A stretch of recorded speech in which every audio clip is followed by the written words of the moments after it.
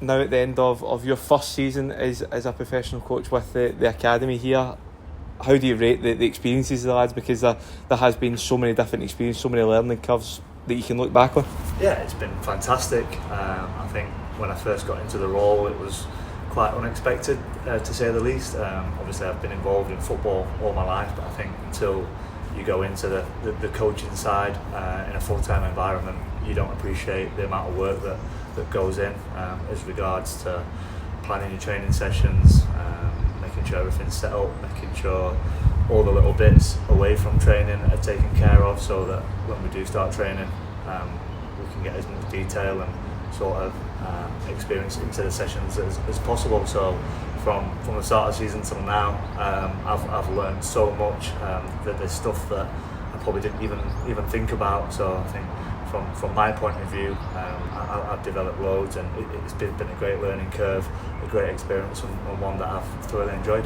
Yeah, and obviously, fans will just see some academy results, but they'll not see the sort of the work that goes in every day in training. The group you've had here has been a really good group, so just sum up the sort of effort levels from them to get to this point, improving as footballers as well. Yeah, exactly that, and that's probably one thing we as an academy and as a club is part of the values, that every day is a learning day, whether it's the players, whether it's the staff, and we always kind of try to go back to things that you won't get this day back. So whether it's a Monday and it's a bit of a lighter session or a harder session, get something out of the session, and credit to the lads. I think if you ask the majority of them, I'd like to think they've got something out of it, whether it's little technical work, whether it's a big sort of endurance session. There's all different aspects to it, and I think you look at the lads from where they were when we came back in pre-season, how much they've grown as footballers and as people. So I think that's one thing that we were sort of conscious of, that what we were setting them up for in an ideal world, first team football, but as people off the pitch, how they socialise with each other. And that's one thing I have seen within a year, how much they have grown and how much they've all knitted together, which has been great to see. Yeah, and obviously one of the rewards for those efforts was the FA Youth Cup run, a game here against Brighton as well. Obviously not the result we wanted in that one, but the experience as a whole, how do you rate that in terms of the development of the lads here and how important it was looking back? Yeah, massive. I think for them particular games as well, just the general planning of it was different kick-off times. We went for pre-match, obviously here playing in front of the in front of the fans, and at the stadium they probably had friends, family, more than what they're used to. So it's the whole journey of it as such. It's a different experience, and one that I thought they handled great.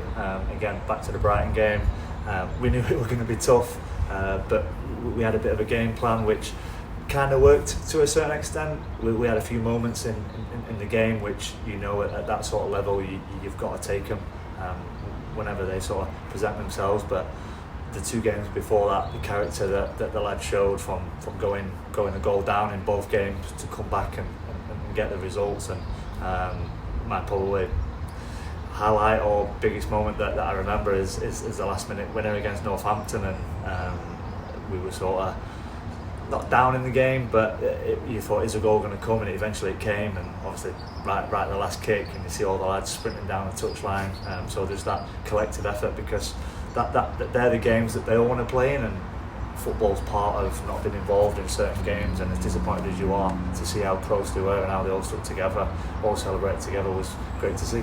Yeah, naturally at this stage of the season, decisions are made on professional terms. James Morby signing professional terms, a defender yourself, so what is it you've seen from him and feeding back to the manager and Paul Thurwell as well? Yeah, I think how he approaches training, how he approaches the games, anyone that's seen him or when he's been up with the first team, we've made sure that he tries to conduct himself as he does when he's with us. He's got a real sort of desire to go and close people down, to go and tackle, to have an influence in the session, and we tried to say to him that that's sort of his way of leading, that he can take people with him, how he influences training, the intensity, the drive, the willingness to win, all them sort of characters that you sort of take for granted. But I think it's hard to put that into people, and I know exactly the sort of character, what the gaffer likes, and he likes to see that first and foremost. And I think you look across all levels of football, that's something that he's really sort of big if you want to succeed. And credit to Morbs, he's done his ILP stuff. He's stayed behind after training.